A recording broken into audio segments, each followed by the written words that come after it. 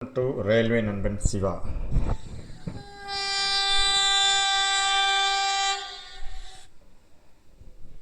நண்பர்களே, இப்போ நம்ம என்ன பார்க்க போகிறோம் அப்படின்னு பார்த்தீங்க அப்படின்னா, நிறையா நண்பர்கள் என்ன கேட்டாங்க அப்படின்னா, ஆர்ஆர்பி குரூப் டி பற்றி சொல்லுங்கண்ணா, எப்போ எக்ஸாம் டீட்டெயில் நோட்டிஃபிகேஷன் வரும், எப்போ எக்ஸாம் அப்ளிகேஷன் ஓப்பன் ஆகும், எப்போ க்ளோஸ் ஆகும், அப்புறம் பார்த்தீங்க அப்படின்னா சிலபஸ் சொல்லுங்கண்ணா, தமிழில் சிலபஸ் இருக்கா, என்ன படிக்கலாம், தமிழில் மெட்டீரியல் சொல்லுங்கள் அப்படின்னு சொன்னீங்க.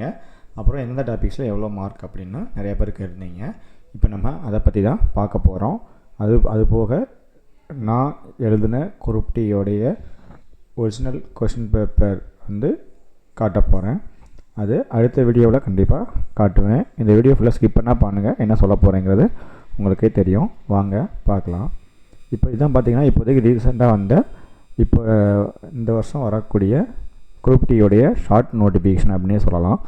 எப்போ அப்ளிகேஷன் ஓப்பன் ஆகுது அப்படின்னு பார்த்தீங்க அப்படின்னா 23/1/2025 ஜனவரி 2025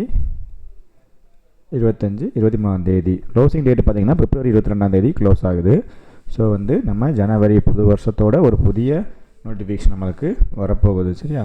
வேரியஸ் போஸ்ட்டு லெவல் 1 போஸ்ட்டு பார்த்திங்கன்னா ஏஜ் லிமிட் இது சென்ட்ரல் கேட்டகரிக்கு 18 to 36 இயர்ஸ் கொடுத்துருக்காங்க. வாங்க எந்தெந்த கேட்டகரி ஏஜ் ரிலாக்ஸேஷன் இருக்குன்னு பார்க்கலாம்.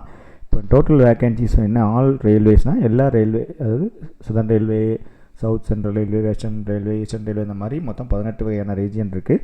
எல்லாத்துக்கும் சேர்த்து 32,000 அப்ராக்சிமேட்லின்னு சொல்லியிருக்காங்க. கண்டிப்பாக இந்த வேகன் பார்த்திங்க அப்படின்னா ஒரு 40,000 to 45,000 வரைக்கும் நம்மளுக்கு இந்த வேக்கன்சி இன்க்ரீஸ் ஆகலாம். ஸோ கண்டிப்பாக எல்லோரும் ட்ரை பண்ணுங்கள் குவாலிஃபிகேஷன் இருந்துச்சு அப்படின்னா. அப்புறம் பார்த்தீங்க அப்படின்னா முக்கியமானது எக்ஸாம் ஃபீஸ் கொடுத்துருவாங்க. இதில் எல்லாருக்கும் தெரியும். அதாவது UR category plus OBC category பார்த்தீங்க அப்படின்னா 500 rupees. அப்புறம் SC ST candidate, economical backward candidates, அப்புறம் ஃபிசிக்கலி ஹேண்டிகேப்டு, அப்புறம் பார்த்தீங்க அப்படின்னா ஃபீமேல்ஸ், ஆல் கேட்டகரி ஃபீமேல்ஸ், அடுத்து டிரான்ஸ்ஜெண்டர், இவங்க எல்லாத்துக்கும் 250 ரூபா எக்ஸாம் ஃபீஸ். இந்த எக்ஸாம் ஃபீஸ் அப்படிங்கிறது நீங்கள் எக்ஸாம் அட்டன் பண்ணால் அவங்களுக்கு ரீஃபண்ட் பண்ணிடுவாங்க. யாருக்குன்னா அந்த 250 ரூபா ஃபீஸ் அப்படியே எல்லோரும் ரிட்டர்ன் பண்ணிடுவாங்க. அந்த 500 ரூபா கட்டுறவங்களுக்கு 400 ரூபா ரீஃபண்ட் பண்ணுவாங்க. சரியா? எடுத்து பார்த்திங்க அப்படின்னா இதான் அந்தந்த வெப்சைட்டுக்குள்ளே எந்தெந்த ஜோனுக்கு என்னென்ன வெப்சைட்னு சொல்லி இதில் கொடுத்துருப்பாங்க. பாருங்கள் என்ன ஏஜ் அப்படின்னு பார்த்தீங்கன்னா, இப்போ பார்த்தீங்கன்னா இதுக்கு முன்னாடி லாஸ்ட்டாக நடந்த 2019 நோட்டிஃபிகேஷன் 2022 எக்ஸாம் நடந்து 2023 போஸ்டிங் போட்டாங்க. அப்போது ஏஜ் என்ன இருந்துச்சுன்னா 18 to 33 வயசுன்னு சொல்லியிருந்தாங்க. இப்போ கொரோனா அந்த இயர்னால எக்ஸாம் நடக்கிறனால ஒரு 3 years ப்ளஸ் கொடுத்துருக்காங்க. அப்போ 18 to 36 இயர்ஸ் ஏஜ் ஏஜா. அப்புறம் இது யாருக்கு அப்படின்னா யூஆர் கேட்டகரி, அந்த கேட்டகரி அப்படின்னா உங்களுக்கு 18 to 36 வயசு வரைக்கும் உள்ளவங்க அப்ளை பண்ணலாம். நீங்கள் ஓபிசி நான் க்ரீமி லேயராக இருந்தீங்க அப்படின்னா ப்ளஸ் 3 years, அப்போ 39 வயசு வரைக்கும் ஓபிசி கேட்டகரி அப்ளை பண்ணலாம். அதே எஸ்சி எஸ்டி கேண்டிடேட்ஸாக இருந்தால் ப்ளஸ் 5 years, ஆல்ரெடி 36 வருஷம் ப்ளஸ் 5 years என்னாச்சு 41 வயசு வரைக்கும் எஸ்சி எஸ்டி கேண்டிடேட் அப்ளை பண்ணலாம். இதே எக்ஸர்வீஸ்மேனாக இருந்தீங்க, அதாவது நீங்கள் எக்ஸர்வீஸ்மேனாக இருந்தீங்க அப்படின்னா யூஆர் கேட்டகரி அப்படின்னா உங்களுக்கு 33 years of age plus number of years service, நீங்கள் எப்படி இருந்தீங்கன்னு சொல்லி அதே மாதிரி ஓபிசி ஒன்றும் டீட்டெயிலாக கொடுத்துருக்காங்க. இதே பிசிக்கலி ஹேண்டிகேப்னா யூஆர்னால் 10 years உங்களுக்கு ஏஜ் ரிலாக்ஸேஷன், ஓபிசி நான் கிரீமினா 13 years, எஸ்சி எஸ்டிங்கன்னா 15 years. இதெல்லாம் இந்த ஏஜ் ரிலாக்ஸேஷன் அப்படிங்கிறது. நீங்கள் ஆல்ரெடி ரயில்வேயில் குரூப் சி எம்ப்ளாயாக ஒர்க் பண்ணிட்டு இருந்தீங்கன்னா நீங்கள் மினிமம் 3 years சர்வீஸ் முடிச்சிட்டிங்க. யூஆராக இருந்தால் 40 வயசு வரைக்கும் எலிஜிபிள், ஓபிசி நான் கிரீமி லேயர்னா 43 வயசு வரைக்கும் எலிஜிபிள், எஸ்சி எஸ்டி ஆனால் 45 வயசு வரைக்கும் எலிஜிபிள். சரியா? அதுக்கப்புறம் பார்த்தீங்கன்னா அட்மினிஸ்ட்ரேட்டிவ் இந்த மாதிரிலாம் இருக்கும்.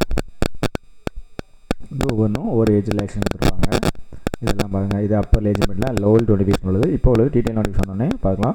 டீட்டெயில் நோட்டிஃபிகேஷன் எப்போ வரும்னு பார்த்தீங்கன்னா கண்டிப்பாக ஜனவரி, அந்த எக்ஸாம் அப்ளிகேஷன் ஓப்பன் ஆகிறதுக்கு முதல் நாளோ அதுக்கும் அந்த வாரமும் உங்களுக்கு டீட்டெயில் நோட்டிஃபிகேஷன், அதில் எல்லாமே டீட்டெயில்ஸாக சொல்லுவோம். ஏதாவது சின்ன சேஞ்சஸ் இருக்கா என்ன ஏதுங்கிறத அதை நம்மளால் பார்த்துடலாம். இது பார்த்தீங்க அப்படின்னா இப்போ அடுத்து நம்ம எப்படி ரெக்ரூட்மெண்ட் ப்ராசஸ் குரூப் டிக்கு எப்படி செலக்ட் பண்ணுவாங்க அப்படின்னா பார்த்திங்கன்னா first computer based aptitude test, அதில் பாஸ் பண்ணவங்க ஃபிசிக்கல் எஃபிஷியன்சி டெஸ்ட்டு சொல்லுவாங்க, physical measurement and physical efficiency test, அதுலேயும் பாஸ் பண்ணிட்டீங்க அப்படின்னா உங்களுக்கு எஜுகேஷன் ப்ளஸ் மெடிக்கல் இருக்கும். எல்லாம் ஓகேனா உங்களுக்கு சொல்லுவாங்க. அடுத்து இப்போ சிபிடி எக்ஸாம் பார்த்திங்கன்னா கம்ப்யூட்டர் பேஸ்ட் ஆப்டிடியூட் டெஸ்ட்னு சொல்லுவோம். இது எப்படி இருக்கும்னா 90 நிமிஷம் 1.5 மணி நேரம் நடக்கும். 100 கொஸ்டின்ஸ் இருக்கும்.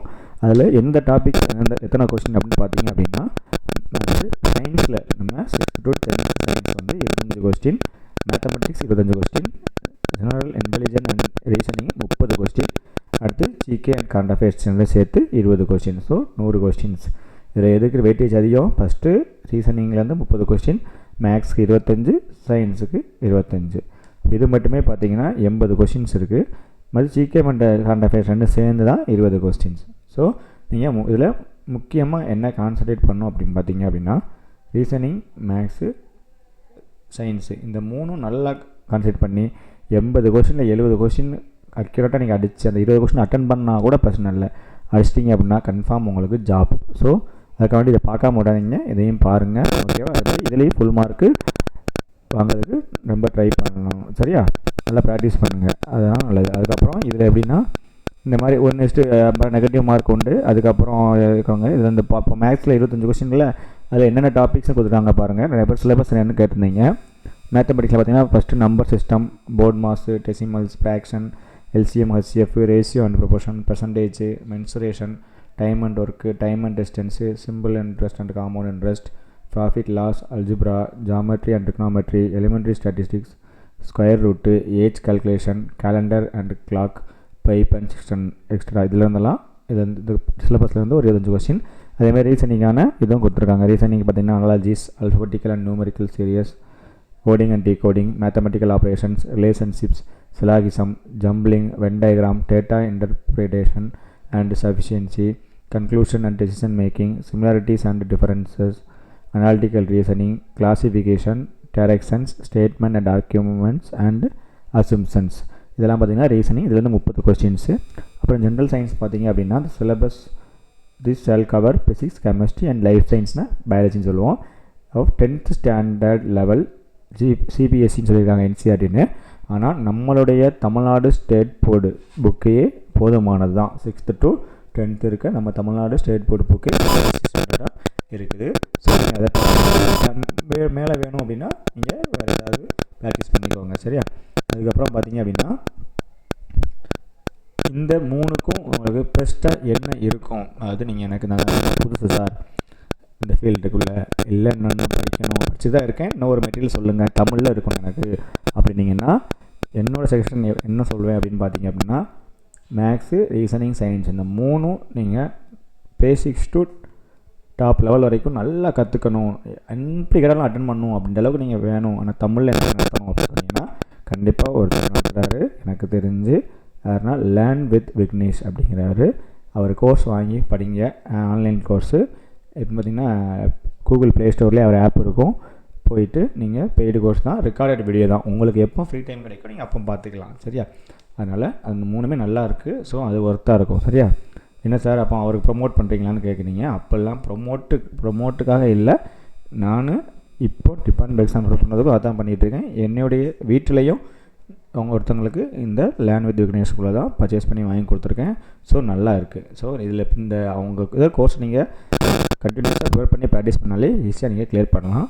அதுக்கப்புறம் பார்த்தீங்கன்னா general awareness and current affairs பார்த்தீங்கன்னா in science and technology, sports, culture, personalities, economics, politics and any other subject of importance அப்படின்னு கொடுத்துருக்காங்க. சரியா? இதிலேருந்து ஒரு 20 கொஸ்டின் கேட்பாங்க. சரியா? இப்போ லாஸ்ட் இயர் இந்த டாபிக்ஸ்லேருந்து என்னோடய பேப்பர் நான் எழுதி பாஸ் பண்ண எக்ஸாமுடைய பேப்பர்லாம் கண்டிப்பாக நான் அடுத்த வீடியோவில் எந்தெந்த டாபிக்ஸ்லேருந்து என்ன கொஸ்டின் கேட்டிருக்காங்க அப்படிங்கிறத அடுத்த வீடியோவாக பார்க்கலாம். சரியா? அடுத்து ஃபிசிக்கல் எஃபிஷியன்சி டெஸ்ட் வைப்பாங்க. அது எப்படி நடக்கும் அப்படின்னு பார்த்தீங்க அப்படின்னா உங்களுக்கு 35 கிலோ வெயிட்டை ஃபஸ்ட்டு உங்களுக்கு 35 கிலோ ஒரு மண் மூட்டை கட்டி வச்சுருப்பாங்க. அதை பார்த்தீங்கன்னா 100 மீட்ரு தூக்கி கொண்டு தோல்லையோ தள்ளையோ வச்சு கொண்டு போகலாம். ஆனால் ஒரு டைம் தூக்கிட்டிங்கன்னா கீழேயோ இதை வச்சிடக்கூடாது. சரியா? 100 மீட்டர் நடந்தோ ஓடியோ போய் வைக்கலாம். ஒன்லி 1 சான்ஸ் தான் கொடுத்துருப்பாங்க. சரியா? அதனால் ஒன்றும் இல்லை, நீங்கள் நார்மல் நடந்தமாலே போயிடலாம். சரியா? இது ஃபஸ்ட்டு. இது குவாலிஃபை ஆகிட்டிங்க அப்படின்னா இது வந்து சொல்கிறது மேல் கேண்டிடேட் சொல்கிறேன். அடுத்து குவாலிஃபை ஆகிட்டிங்கன்னா அடுத்து பார்த்திங்கன்னா 1000 மீட்ரு, அதாவது 1 கிலோமீட்டர் ரன்னிங் வந்து 4 நிமிஷம் 15 செகண்ட். சரியா? இதுவும் 1 சான்ஸ் தான். பார்த்தீங்கன்னா உங்கள் கையிலே பார்த்தீங்கன்னா கால்லையும் சென்சார் கட்டிடுவாங்க. ஸோ ஒவ்வொரு மில்லி செகண்ட் முதல்ல கால்குலேட் ஆகிட்ருக்கோம். ரன்னிங்காக இருக்கட்டும் சரி, வெயிட் லிஃப்டிங்காக இருக்கட்டும் சரி. சரியா? இது வந்து மேல். இப்போ ஃபீமேலாக இருந்தீங்க அப்படின்னா உங்களுக்கு வெயிட்டு பார்த்தீங்கன்னா 20 கிலோ மண் மூட்டை. அதேமாதிரி 100 மீட்டர் 2 நிமிஷத்தில், இது ஒரே சான்ஸ் தான். அதே மாதிரி லேடிஸ்க்கு பார்த்தீங்கன்னா ரன்னிங் பார்த்தீங்கன்னா 1 கிலோமீட்டரை 5 minutes 40 seconds நீங்கள் ரன் பண்ணணும். சரியா? இதுதான் ஃபிசிக்கல் எஃபிஷியன்சி. சரியா? இந்த ஃபிசிக்கல் எஃபிஷியன்சி நடந்த அன்னைக்கே உங்களுக்கு உடனே ஈவினிங், இப்போ உங்களுக்கு காலையில் நடக்குது அப்படின்னா ஈவினிங் 3 மணிக்குள்ளே நீங்கள் ஃபிசிக்கல் எஃபிஷியன்சியில் எலிஜிபிள் இல்லையான்னு உங்களுக்கு மொபைலுக்கே மெசேஜ் வந்துடும். சரியா? அதனால் ஒன்றும் பயப்பட தேவையில்லை. அப்பப்போ ஒன்று சென்சார், இந்த ஃபிசிக்கல் எஃபிஷியன்சியை பொறுத்தளவில் குரூப் டியில் எல்லாமே சென்சார் தான். யாருமே எதுவும் தப்பிக்க முடியாது, ஓட முடியாது, ஒழிய முடியாது, தப்பு பண்ண முடியாது. இதிலேருந்து கூப்பிட்டு அடுத்த டாக்குமெண்ட் வெரிஃபிகேஷன் கூப்பிட்டு உங்களுக்கு மெடிக்கல் கூப்பிடுவாங்க. ஸோ மெடிக்கல் ஸ்டாண்டர்ட் சில போஸ்ட்டுக்கு ரொம்ப முக்கியம். சில போஸ்ட்டுக்கு A2 கண்டிப்பாக தேவை. A2 தான் மேக்ஸிமம் இருக்குது. A1 தேவையெல்லாம் கிடையாது குரூப் டி போஸ்ட்டுக்கு. A2, அப்புறம் A3, P1, P2, P3, C1, C2 இதுக்கெலாம் லைனாக போஸ்ட் இருக்குது. இன்னொரு முக்கியமான பாயிண்ட் என்ன சொல்லணும் அப்படின்னு நினைக்கிறேன்னு பார்த்தீங்க அப்படின்னா, நீங்கள் RRB குரூப் டிக்கு அப்ளை பண்ண போகிறீங்கன்னா அப்ளை பண்ணுறதுக்கு முன்னாடி ஒன் டைம் என்கிட்ட எந்த போஸ்ட்டு ஃபஸ்ட்டு ப்ரிஃபரன்ஸ் கொடுக்கலாம், எந்தெந்த போஸ்ட்டுக்கு அடுத்த லெவலில் ஈஸியாக கிடைக்கும், ப்ரொமோஷன் கிடைக்கும், எந்த லெவல் போனால் நம்மளுக்கு க்ரோத் இருக்குது, டிபார்ட்மெண்ட் எக்ஸாம் எந்த இதில் நல்லாயிருக்கும் அப்படிங்கிறத கேட்டுட்டு அப்ளை பண்ணுங்கள். முடிஞ்ச அளவுக்கு நான் ஒவ்வொரு டிபார்ட்மெண்ட்டுக்கும் வைஸாக நான் ப்ரொமோஷன் எப்படி இருக்கும் அப்படிங்கிற பற்றி முடிஞ்ச அளவுக்கு வீடியோ போடுறேன். சில முக்கியமானதை சொல்ல முடியாது, ஏன்னா நான் ஒரு டிபார்ட்மெண்ட் கேண்டிடேட்டாக இருக்கனால சில விஷயங்கள் சொல்லக்கூடாது. நீங்கள் பர்சனலாக கேட்டுவாங்க. சரியா? அப்புறம் பார்த்தீங்கன்னா இங்கே பாருங்கள், இதுதான் சதர்ன் ரயில்வேக்கு லாஸ்ட்டாக வந்த நோட்டிஃபிகேஷன். இதில் ஒரு 17 வகையான குரூப் டி போஸ்ட் கொடுத்துருக்காங்க. என்னென்னு பார்த்தீங்கன்னா அசிஸ்டன்ஸ் ஒர்க் ஷாப் ICF இல்லை பெரம்பலூரில், அங்கே assistant workshop SR southern ரயில்வேயில், assistant fridge, assistant CNW, assistant டிப்போர்ட் ஸ்டோர்ஸில், அசிஸ்டண்ட் லோகோ செட்டில் diesel, assistant loco shed electrical, அடுத்து assistant operations electrical, assistant pointsman, சரி, அடுத்து assistant signal and telecom, assistant track machine, assistant tube light and AC, assistant tube light and AC workshop, assistant TRD, assistant works, assistance workshop, hospital assistance and track maintainer grade 4. இந்த 17 வகையான இதுக்கும் உங்களுக்கு group டியிலேருந்து ஆள் எடுப்பாங்க. இதில் எது first preference கொடுக்கலாம் அப்படிங்கிறத கண்டிப்பாக நான் உங்களுக்கு போடுறேன். போடாதவங்க உங்களுக்கு போடல பட்சத்தில் நீங்கள் என்னை பர்சனலாக கேளுங்க.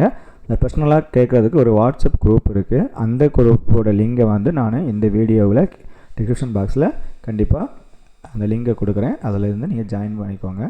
சரியா? இது போக குரூப் டியில் ஏதாவது டவுட் இருந்தால் கண்டிப்பாக கமெண்டில் தெரிவிங்க. அதுபோக என்னுடைய பேப்பரை நான் அடுத்த வீடியோவில் கண்டிப்பாக உங்களுக்கு 100 கொஸ்டினையும் எந்தெந்த கொஸ்டின் என்னென்ன டாபிக்ஸில் கேட்டிருக்காங்க அப்படிங்கிறத கொஸ்டின் லெவல் எப்படிங்கிறத பற்றியும் அடுத்த வீடியோவில் கண்டிப்பாக போடுறேன். தேங்க்யூ.